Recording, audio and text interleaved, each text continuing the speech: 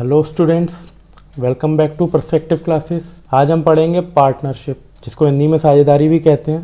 Partnership आपका ratio and proportion का ही एक सब टॉपिक है। अगर हम एग्ज़ाम की बात करें तो एसएससी में इसका प्री में एक क्वेश्चन आ सकता है और मेंस में तो इसका एक क्वेश्चन आता ही आता है। ये टॉपिक टफ नहीं है, लेकिन इसे पढ़ना भी ज़रूरी है। तो सबसे पहले इसके बेसिक कॉन्सेप्ट देखते हैं। बेसिक कॉन्सेप्ट क्या कहता है? कोई भी अगर बिजनेस हो, पार्टनरशिप किस में होती है? किसी बिजनेस में ही होती है, या किसी भी चीज़ में जिसमें फ़ायदा हो रहा हो उसमें पार्टनरशिप होती है। तो हमें कहीं भी अगर पार्टनरशिप करनी है तो उसमें बेसिकली 3 चीज़ों की सबसे ज़्यादा आवश्यकता होती है। एक होती है आपकी इन्वेस्टमेंट। इन्वेस्टमेंट मतलब क्या? जो पैसे उस प्रोजेक्ट में लगाए जाए, या जो भी इन्वेस्टमेंट है या जिस चीज़ में भी हम इन्वेस्ट कर रहे हैं उसमें एक पैसा लगता है, कैपिटल लगती है, उसे हम कहते हैं इन्वेस्टमेंट। दूसरा होता है टाइम। अब ऐसा तो है नहीं कि आज आपने पैसे दिए कल आपको फ़ायदा मिल गया। कुछ समय के लिए आपको वो पैसे इन्वेस्ट करने पड़ेंगे, तभी आपको कुछ फ़ायदा होगा। और इस इन्वेस्टमेंट को कुछ अगर हम टाइम के लिए लगाते हैं तो हमें क्या मिलता है लास्ट में? प्रॉफिट। क्या मिलता है? प्रॉफिट। ये प्रॉफिट का ही पूरा खेल है जिस पे हमारा पार्टनरशिप चैप्टर कंप्लीट होता है। तो एक एग्जांपल लेते हैं कि 2 लोग थे, राम और रघु। राम और रघु ने क्या किया? राम और रघु ने एक घर लिया। क्या लिया? एक घर लिया। इस घर की कीमत मैं ले लेता हूँ 10 लाख रुपए। 10 लाख रुपए में से राम जो था, राम पे ज़्यादा पैसे थे तो उसने क्या किया? उसने 7 लाख रुपए इन्वेस्ट किए। और रघु ने क्या किया? रघु ने 3 लाख इन्वेस्ट किए। तो अगर हम पार्टनरशिप का बेसिक फॉर्मूला लगाए तो पार्टनरशिप का बेसिक फॉर्मूला आप देखिए क्या होता है। I1 T1 is to I2 T2 is to I3 T3 is to IN TN। N क्या है यहाँ पे? Number of investors. अगर 2 लोग हैं तो क्या फॉर्मूला लगेगा? I1 T1 is to I2 T2। 3 लोग हैं तो क्या होगा? I1 T1 is to I2 T2 is to I3 T3। वही आपका सिंपल तरीका है। प्रॉफिट कैसे निकाला जाएगा? ये आपके P1 is to P2 is to P3 के ही प्रॉफिट हैं, इस टू लेके Pn तक। कि प्रॉफिट 1 की वैल्यू क्या होगी? प्रॉफिट 1 की वैल्यू होगी आपकी I1 इंटू T1। प्रॉफिट 2 की वैल्यू क्या होगी? I2 into T2। प्रॉफिट 3 की वैल्यू क्या होगी? I3 into T3। Pn की वैल्यू यानी nth प्रॉफिट की वैल्यू क्या होगी आपकी? In into Tn। तो इस क्वेश्चन के हिसाब से अगर देखें तो क्या कहता है कि राम ने 7 लाख रुपए लगाए, रघु ने 3 लाख रुपए लगाए। एक साल बाद क्या हुआ? इस प्रॉपर्टी की वैल्यू बढ़ गई। क्या हुई? प्रॉपर्टी की वैल्यू बढ़ गई। इसकी प्रॉपर्टी की वैल्यू दुगनी हो गई, 20 लाख रुपए हो गई। तो 20 लाख रुपए वो किस अनुपात में बांटेंगे? यही आपका पार्टनरशिप चैप्टर का क्वेश्चन बनता है। अब ये तो है नहीं कि राम और रघु दोनों आपस में आधे आधे पैसे बांट लें। क्यों? क्योंकि राम ने ज़्यादा पैसे लगाए तो जो आदमी ज़्यादा पैसे लगाता है उसको ज़्यादा मुनाफा मिलेगा, और जो आदमी कम पैसा लगाता है उसे कम मुनाफा मिलेगा। अगर इस फॉर्मूले को लगाएं हम तो ले लेता हूँ मैं PR नहीं, profit of Ram is to profit of Raghu. Ram ने कितने पैसे लगाए थे? राम ने लगाए थे आपके 7 लाख रुपीज़। और रघु ने कितने पैसे लगाए थे? रघु ने लगाए थे आपके 3 लाख रुपीज़। कितने टाइम के लिए? उसका हम मल्टीप्लाई कर देंगे 1 साल और 1 साल। तो उन दोनों के प्रॉफिट का रेशियो क्या आ जाएगा? ये आ जाएगा आपका 7:3। यानी ये वही बात है कि जिस अनुपात में वो पैसे लगाए, यहाँ पे अगर टाइम सेम है तो जिस अनुपात में उन्होंने इन्वेस्टमेंट किया वही इनके प्रॉफिट का रेशियो होगा। लेकिन ये भी हो सकता है कि राम ने आधे साल के लिए पैसे लगाए और रघु ने पूरे साल के लिए पैसे लगाए, तो वो प्रॉफिट उससे चेंज भी हो जाएगा। वो अभी हम आगे देखेंगे। तो इस चैप्टर में आपके 3 सबसे बेसिक फॉर्मूले बनते हैं और सबसे इंपॉर्टेंट फॉर्मूले बनते हैं, वो मैं आपको बताता हूँ। ये जो मैंने फॉर्मूला आपको लिखा है ये आप नोट कर लीजिएगा, क्योंकि यही सबसे इंपॉर्टेंट फॉर्मूला है। ये मैंने एग्जाम्पल के तौर पे लिख रखा है कि राम का प्रॉफिट क्या होगा? प्रॉफिट ऑफ राम और प्रॉफिट ऑफ रघु क्या होगा? I1 T1 इंटू वो इज टू I2 T2। तो 3 इंपॉर्टेंट फॉर्मूले क्या है वो मैं आपको बताता हूँ कि P1 is to P2 is to P3 is to Pn। वही जो हमने पीछे लिखा था वो क्या होता है? I1 T1 is to I2 T2 is to I3 T3। यहाँ पे आपसे 3 चीज़ें पूछी जा सकती हैं। एक तो प्रॉफिट का रेशियो। प्रॉफिट का रेशियो तो आपको पता ही है, ये फॉर्मूला है। और यहाँ पे इनका इन्वेस्टमेंट का रेशियो भी पूछा जा सकता है। अगर आपको प्रॉफिट दे दे और टाइम दे दे और आपसे पूछे क्या इन्वेस्टमेंट का रेशियो, तो वो कैसे निकालेंगे? I1:I2:I3 की वैल्यू क्या होगी? ये हो जाएगा आपका, ये T1 नीचे चला जाएगा तो क्या आएगा? P1/T1 P2/T2 P3/T3। Simple math से ये तो यहाँ पे इन्वेस्टमेंट का रेशियो आ गया। अब चाहे तो हम टाइम का रेशियो भी निकाल सकते हैं। कैसे? T1:T2:T3 का रेशियो निकालें अगर आपको प्रॉफिट और इन्वेस्टमेंट का रेशियो दिया गया हो तो कैसे आएगा? इस बार I1 नीचे आ जाएगा, P1/I1 P2/I2 P3/I3। तो ऐसे बेसिक कॉन्सेप्ट क्या बनता है? बेसिक कॉन्सेप्ट बनता है आपका कि जो आपका प्रॉफिट होता है वो डायरेक्टली प्रोपोर्शनल होता है इन्वेस्टमेंट के। किसके? इन्वेस्टमेंट के। और जो प्रॉफिट होता है वो आपका डायरेक्टली प्रोपोर्शनल होता है टाइम के भी। टाइम ज़्यादा तो प्रॉफिट ज़्यादा, इन्वेस्टमेंट ज़्यादा तो प्रॉफिट ज़्यादा, दोनों ज़्यादा तो प्रॉफिट तो ज़्यादा होगा ही। तो ये आपके 3 फॉर्मूले बनते हैं कि अगर आपको इन्वेस्टमेंट टाइम दिया हो तो आप प्रॉफिट का रेशियो कैसे निकाल सकते हैं, अगर आपको प्रॉफिट और टाइम का रेशियो दिया गया तो आप इन्वेस्टमेंट का रेशियो कैसे निकाल सकते हैं, अगर आपको प्रॉफिट और इन्वेस्टमेंट का रेशियो दिया हो तो आप टाइम का रेशियो कैसे निकाल सकते हैं। तो इन्हीं के ऊपर चलिए हम क्वेश्चन स्टार्ट करते हैं। एग्जाम्पल देखते हैं, शीट हम बाद में शुरू करेंगे, पहले एग्जाम्पल से शुरू करते हैं। 2 partners A and B start a business by investing ₹50,000 and ₹40,000 respectively. 2 partner थे A और B जिन्होंने एक बिजनेस शुरू किया, जिन्होंने क्रमशः ₹50,000 और ₹40,000 लगाए। What will the ratio of their profits at the end of the year? साल के अंत में उनके प्रॉफिट का या उनके लाभ का अनुपात ज्ञात कीजिए। तो ईजी है, A और B, इसमें उन्होंने उनके इन्वेस्टमेंट तो दी है लेकिन टाइम सेम है। टाइम क्यों? क्योंकि ये लिखा है एंड ऑफ द ईयर, यानी कि एक साल के अंत में उनके मुनाफे का रेशियो बताइए। तो A ने कितने लगाए? A ने लगाए आपके ₹50,000। B ने कितने लगाए? B ने लगाए आपके ₹40,000। तो 0 से 0 काट देते हैं तो A/B का रेशियो क्या आ गया आपका? 5:4। यही आपका आंसर है, क्या है? A। यानी उनको जितना भी फायदा होगा वो आपका 5:4 के रेशियो में बट जाएगा।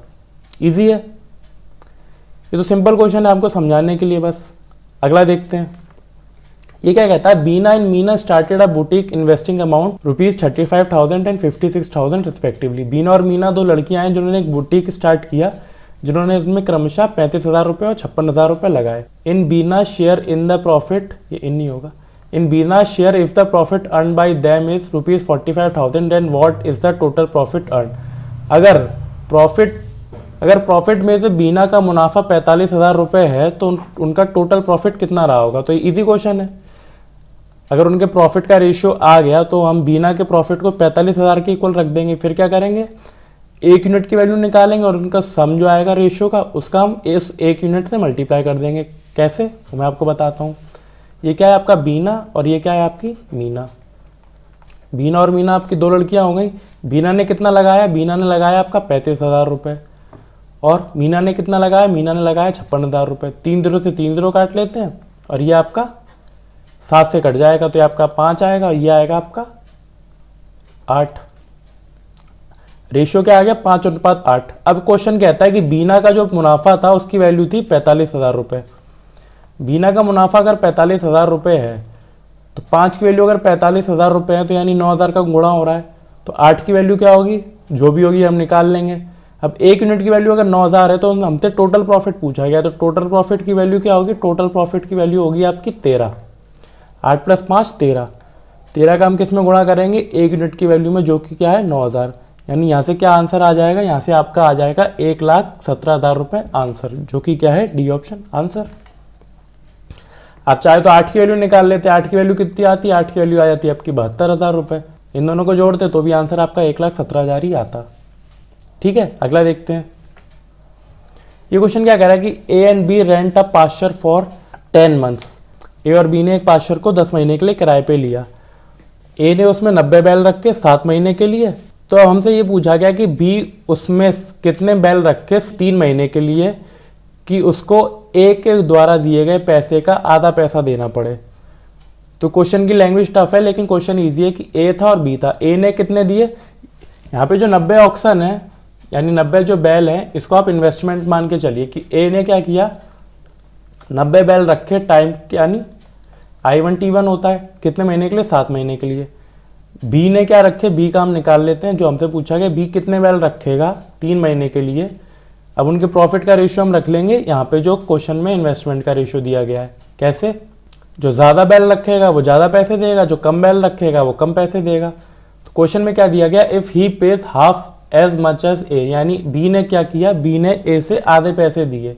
तो इसके पैसे ले लेता हूँ मैं 1, इसके मैं ले लेता हूँ 2। तो यहाँ से क्या आया, यहाँ से हमसे पूछी गई है इस एक्स की वैल्यू। ये वैल्यू क्या होगी, ये वैल्यू होगी आपकी 630। अब ये वैल्यू 630 है तो ये वैल्यू क्या हो जाएगी इसकी आधी, यानी 315 यानी x1 इंटू 3 की वैल्यू क्या है, ये आपकी 315 है। तो यहाँ से आपको इजी है क्या, x की वैल्यू क्या आएगी, x की वैल्यू आ जाएगी आपकी 105 यानी B 105 बैल रख सकता है 3 महीने के लिए, जो कि क्या है, वही आपका आंसर है, ए ऑप्शन आंसर। अगला देखते हैं, ABC start a business by investing 20,000 rupees each.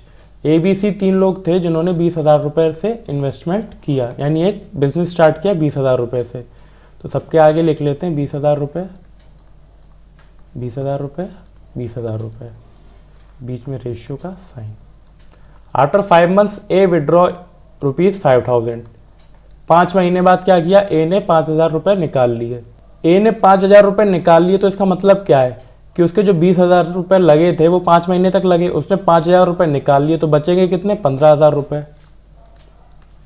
B withdraw 4,000 rupees, B ने क्या किया 4,000 रुपये निकाल लिए तो बचेंगे कितने, 16,000 रुपये। एंड सी इन्वेस्ट ₹6,000 मोर, सी ने क्या किया, सी ने 6,000 रुपये और लगा दिए। तो बी की वैल्यू क्या होगी, जो बी के जो 20,000 थे उसमें 6,000 और जुड़ गए तो 26,000 रुपये हो गए। If end of the year the profit was 69,900, साल के अंत में उन्हें 69,900 रुपये का फ़ायदा हुआ। तो उसमें पूछा गया बी का शेयर क्या होगा। अब ये जो क्वेश्चन है, इस टाइप के क्वेश्चन कैसे करेंगे, जब यहाँ पे बीच में इन्वेस्टमेंट किया जा रहा है या निकाला जा रहा है, तो इसके लिए हम क्या करेंगे कि इस क्वेश्चन के हिसाब से ए ने 20,000 रुपये 5 महीने के लिए लगाए, फिर क्या किया 5,000 रुपये निकाल लिए। पूरा बिजनेस कितने महीने चला, साल भर में, तो 5 साल में कितने महीने होते हैं, 12 में से 5 महीने उसने 20,000 रुपये लगाए और बाकी बच्चे हुए 7 महीने उसने 15,000 रुपये लगाए। बीच में क्या करेंगे, हम क्या करेंगे, एडिशन का साइन लगा देंगे, जिससे आपका प्रॉफिट का शेयर आएगा कि 20,000 रुपये 5 महीने के लिए और 15,000 रुपये 7 महीने के लिए। यहाँ भी सेम 20,000 रुपये 5 महीने के लिए और 15,000 रुपये 7 महीने के लिए। यहाँ पे 20,000 रुपये 5 महीने के लिए और 26,000 रुपये 7 महीने के लिए। अब चाहें तो आप इसे मल्टीप्लाई करके सॉल्व करके रेशियो निकाल लें, लेकिन स्मार्ट मेथड हम इस्तेमाल करते हैं, क्या करते हैं, सब में 3 0 कॉमन है तो 3 0 काट देते हैं। ये 3 0 कट गए, ये 3 0 कट गए, ये 3 0 कट गए। 20 × 5 आपका होता है 100 और 15 × 7 105। 20 × 5 100 और 16 × 7 112, 100 और 26 × 7 140 प्लस 42 182। ये हो जाएगा आपका 205, ये हो जाएगा आपका 212 और ये हो जाएगा आपका 282। सबको आपस में जोड़ेंगे क्या आएगा, ये आएगा आपका लास्ट में 9, ये 9 और ये 6। इनका रेशियो आपस में क्या आ गया 699। अब देखिए क्वेश्चन में आपको उसी हिसाब से टर्म दी गई है कि आपका इजीली आंसर आ जाए। तो पूछा गया बी का शेयर क्या होगा, तो 699 की वैल्यू अगर 69,900 के इक्वल है तो 212 की वैल्यू क्या होगी, 212 की वैल्यू होगी आपकी 21,200 के इक्वल। 21,200 कहाँ है आपका, बी ऑप्शन आंसर। यही आपसे पूछा गया था कि बी का शेयर क्या होगा, इजी है। अगला देखते हैं, ये क्वेश्चन क्या कह रहा है, A and B enter into a partnership with their capitals in the ratio 7:9। ठीक है, ए और बी का कैपिटल क्या था 7:9। At the end of 8th month A withdraws his capital, यानी ए की कैपिटल सिर्फ 8 महीने के लिए लगी। If they receive the profit in the ratio 8:9, profit का रेशियो क्या है 8:9, फॉर हाउ लॉन्ग बीस कैपिटल वॉज यूज, यानी ये एक्स की वैल्यू निकालनी है। तो ईजी है, 8 से 8 काट लें, 9 से 9 काट लें, इक्वल टू करेंगे तो ये कट जाएगा। तो यहाँ से एक्स की वैल्यू क्या आएगी, एक्स की वैल्यू आएगी आपकी 7 मंथ्स, तो वही आपका आंसर हो गया। शॉर्ट में किया, मैं आपको फुल करके दिखा देता हूँ। 7 × 8 / 9 × x इक्वल टू 8/9, यहाँ से 8 से 8 कट गया, 9 से 9 कट गया। अब x के इक्वल क्या आ जाएगा 7, तो यही आपका आंसर हो जाएगा, 7 वंस आंसर। तो होपफुली आज की क्लास आपको अच्छी लगी होगी, समझ में आई होगी। अगली क्लास में इसकी हम प्रैक्टिस क्लास स्टार्ट करेंगे जिसमें हम प्रीवियस ईयर के क्वेश्चंस भी लेंगे, तो आपको ये चैप्टर अच्छे से समझ में आ जाएगा। तब तक अपना और अपनों का ख्याल रखिए, स्वस्थ रहिए, मस्त रहिए। जय हिंद।